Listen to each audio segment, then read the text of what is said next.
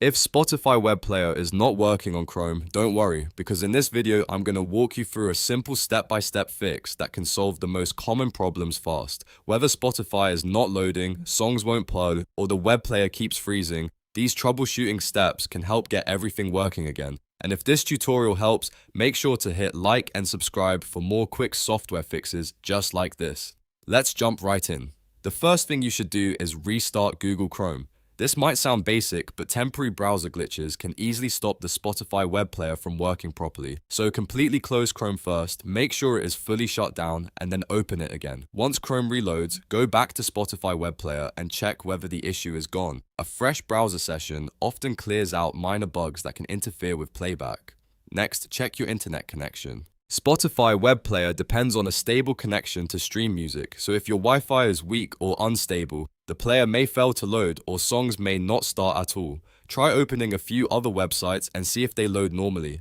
If other pages are slow too, your internet connection may be the real cause. You can reconnect to Wi-Fi, restart your router, or switch networks if needed. A good connection is essential for Spotify to function properly. After that, refresh the Spotify web player itself. Open the Spotify web player in Chrome and perform a hard refresh by pressing Ctrl plus F5 on Windows. This forces the browser to reload the page completely instead of using stored data. If Spotify was stuck because of a broken page load, this step can help clear that up right away. Hard refreshing is especially useful when the player looks like it loads, but nothing actually works. Now let's clear Chrome cache and cookies. This is one of the most effective fixes when web apps stop working correctly. Press Ctrl plus Shift plus Delete to open the Clear Browsing Data menu. Then select cookies and other site data and cached images and files. Make sure the time range is set appropriately and then click Delete Data. Corrupted cache files can break Spotify playback or prevent the web player from loading correctly, so clearing them gives Chrome a clean start with Spotify. If Spotify still isn't working, the next step is to disable extensions. Some browser extensions, especially ad blockers, VPN tools, and privacy blockers, can interfere with Spotify scripts or audio playback.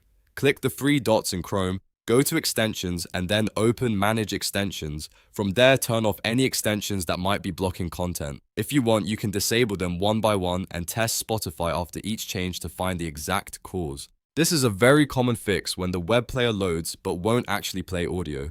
Another thing to check is Chrome sound permissions. Sometimes Spotify is fine, but Chrome itself may be muted in your system audio settings. Right-click the speaker icon on your taskbar and open Volume Mixer. Look for Google Chrome and make sure it is not muted or turned all the way down. If Chrome audio is disabled, Spotify web player will not be able to play sound, even if everything else seems normal. A quick volume check can save a lot of confusion. Finally, disable hardware acceleration in Chrome.